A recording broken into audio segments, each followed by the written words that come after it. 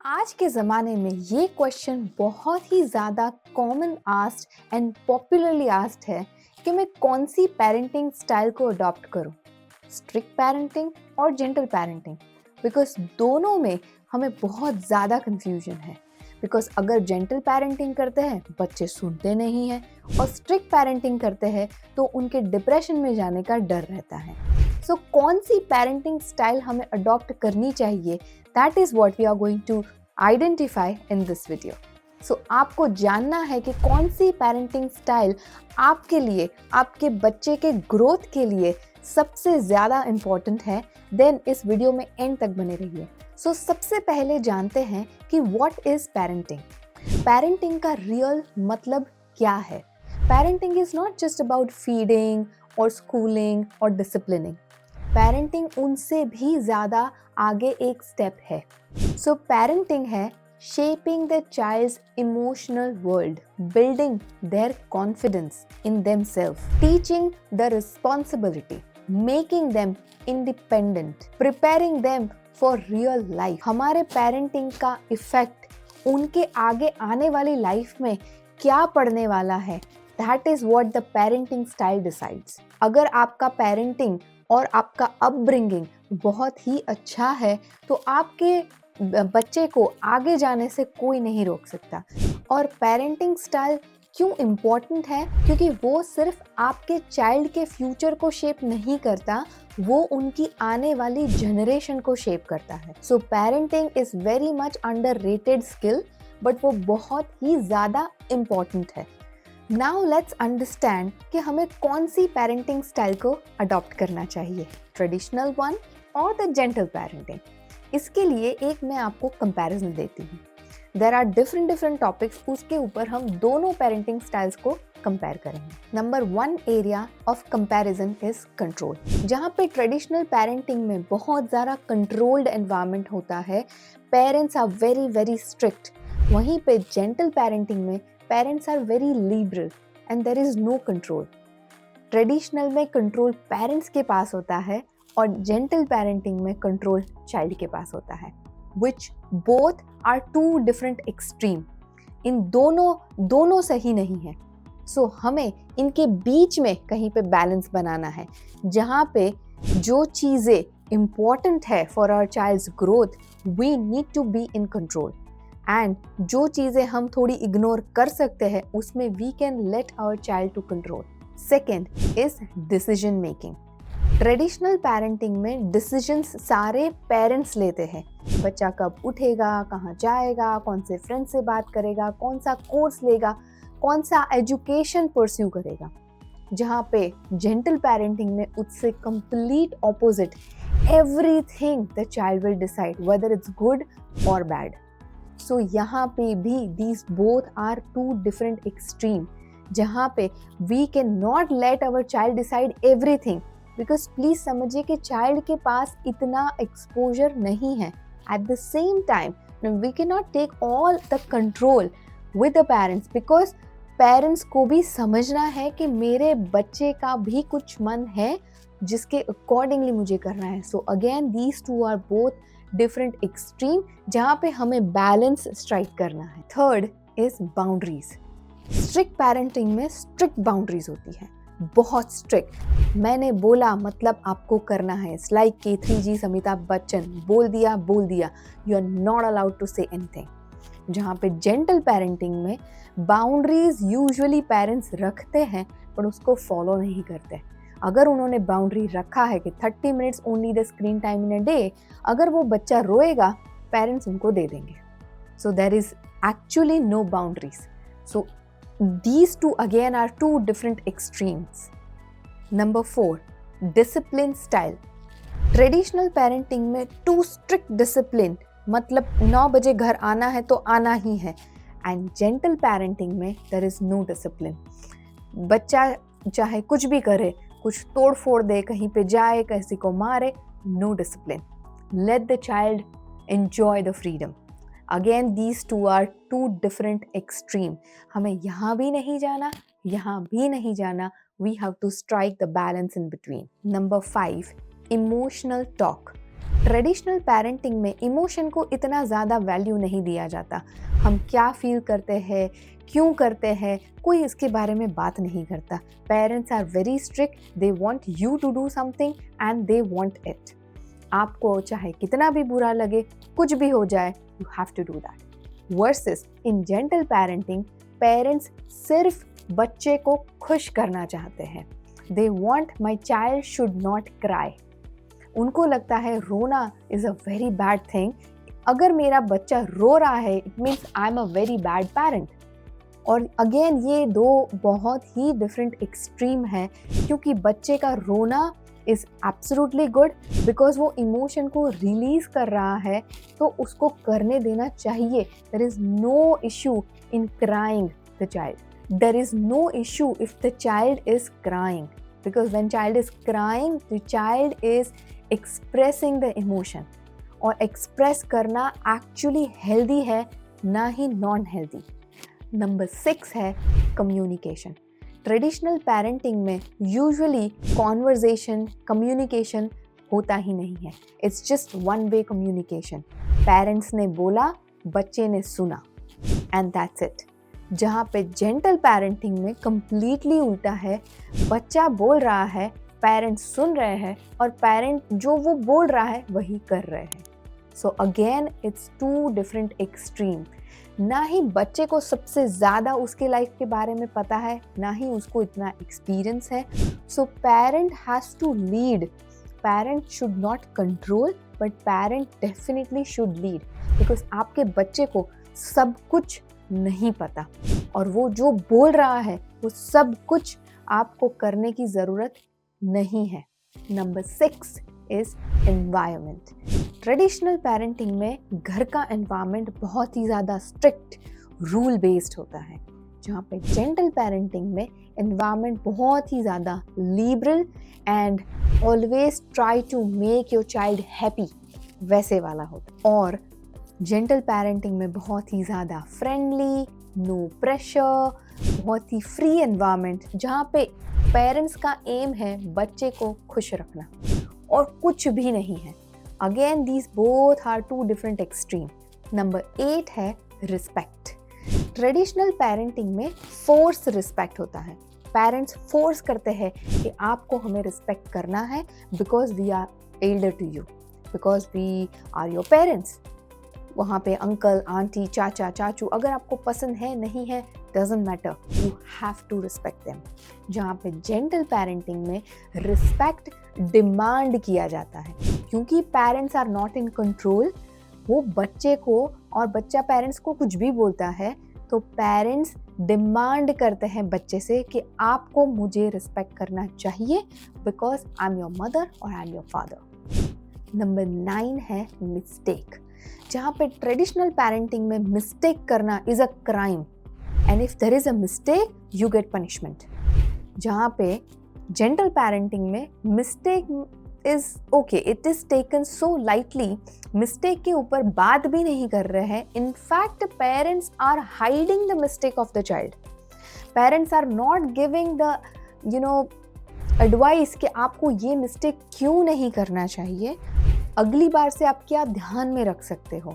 So over protective parenting, कि अगर child ने मिस्टेक किया, पेरेंट्स दौड़ के आएंगे, चाइल्ड को रेस्क्यू करेंगे, और चाइल्ड को वो कुछ नहीं बोलेंगे। सो वो चाइल्ड आगे जाके ऐसी और मिस्टेक्स करेगा।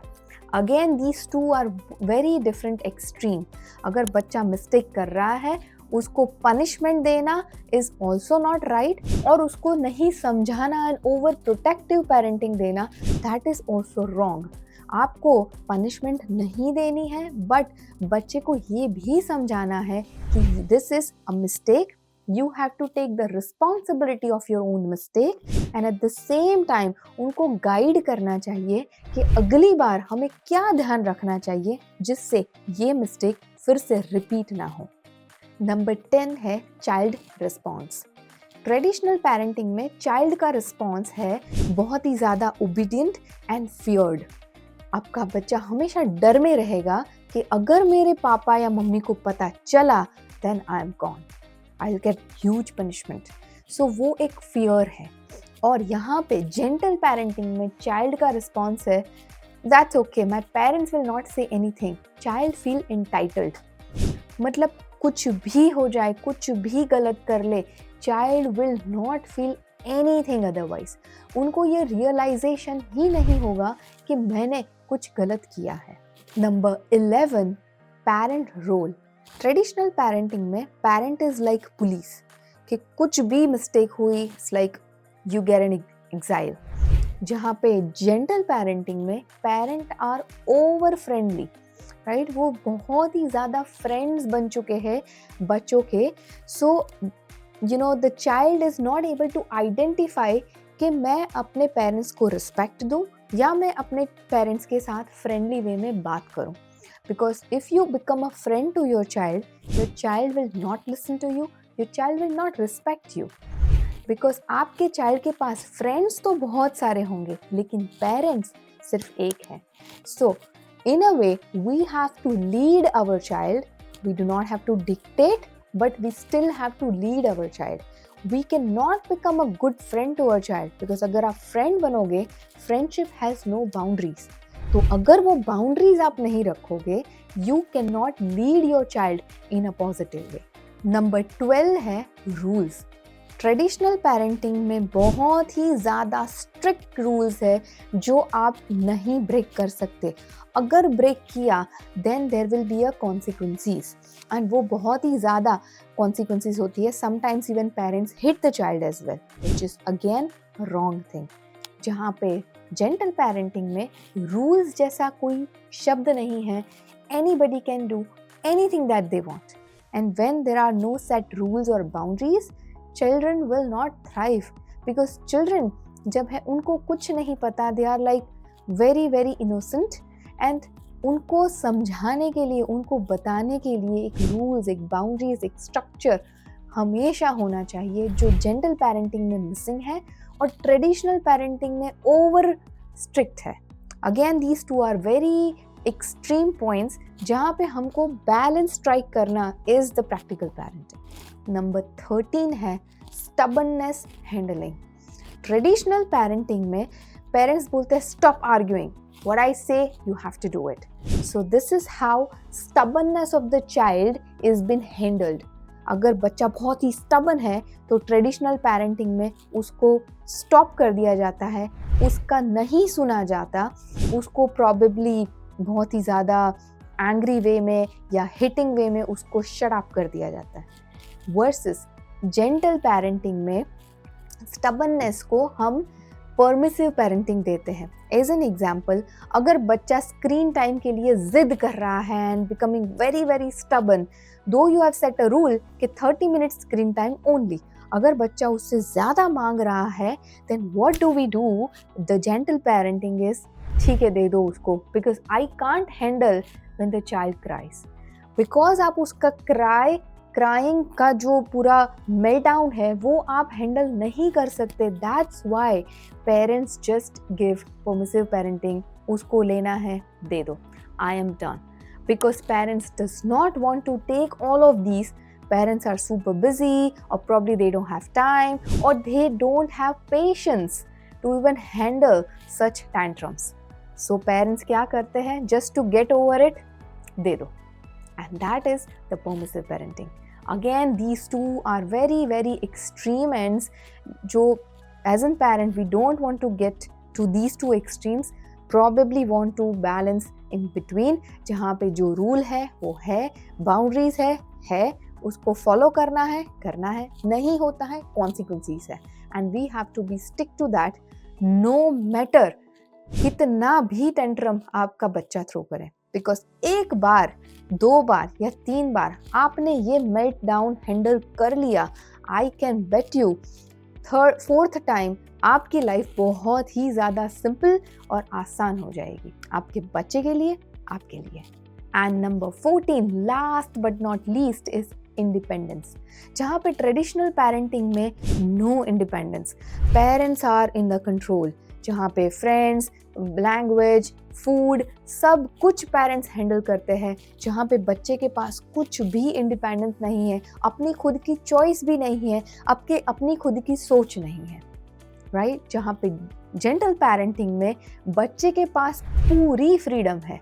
बच्चा कोई भी लोगों के साथ बात कर सकता है, किसी भी लैंग्वेज में बात कर सकता है, कुछ भी खाना खा सकता है, कितना भी स्क्रीन देख सकता है। Again these two are very extreme points. We do not want to be here or here. We want to strike the balance in between, right?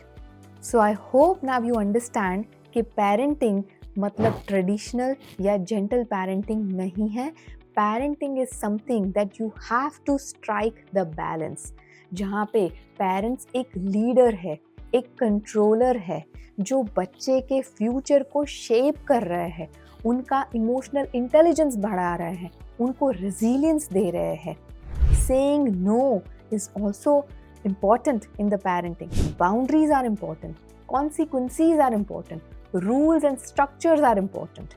And respect उसी से आता है। जब आपके बच्चे को ये लगता है कि मेरे पेरेंट्स जो है उनके पास बहुत ही ज़्यादा स्ट्रक्चर्ड एंड इंफॉर्मेटिव इंफॉर्मेशन है, तभी वो आपको एज एन लीडर देखता है और आपकी रिस्पेक्ट करता है।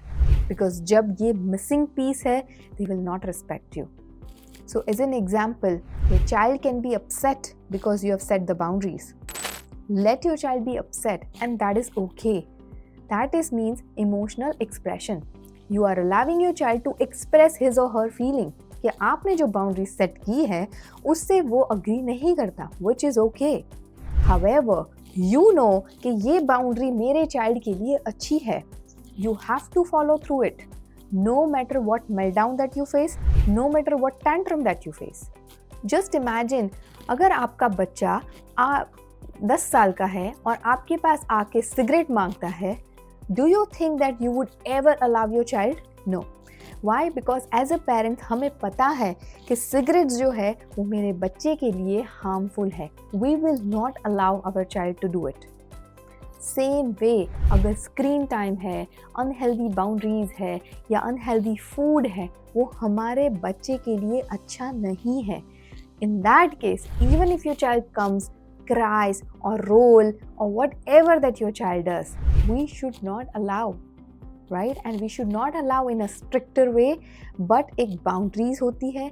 वो boundaries अगर follow नहीं करे तो consequences होती है और उसके ऊपर हमें stick रहना है in spite of the fact कि आपके बच्चे को वो अच्छा नहीं लग रहा है। Maybe in a short term they will not understand, but as they grow, when they become big, they will understand कि जो मेरे पेरेंट्स ने किया वो सही था। And that's where the respect comes from. So, in a nutshell, traditional parenting creates the fearful child and extreme gentle parenting creates entitled child. हमें इन दोनों में से कोई नहीं चाहिए। हमको ना ही fear based child चाहिए, ना ही entitled child चाहिए। हमें इंडिपेंडेंट एंड रिस्पॉन्सिबल चाइल्ड चाहिए, जिसके लिए हमें बैलेंस स्ट्राइक करना बहुत ही ज़रूरी है। आई होप आपको इस वीडियो से कुछ वैल्यू मिली होंगी। अगर आपको ये वीडियो अच्छा लगा है, hit the like button and share this to your friends. मैं ऐसे ही ज़्यादा पेरेंटिंग टिप्स आपके लिए लेके आती रहूँगी। Till then, keep parenting.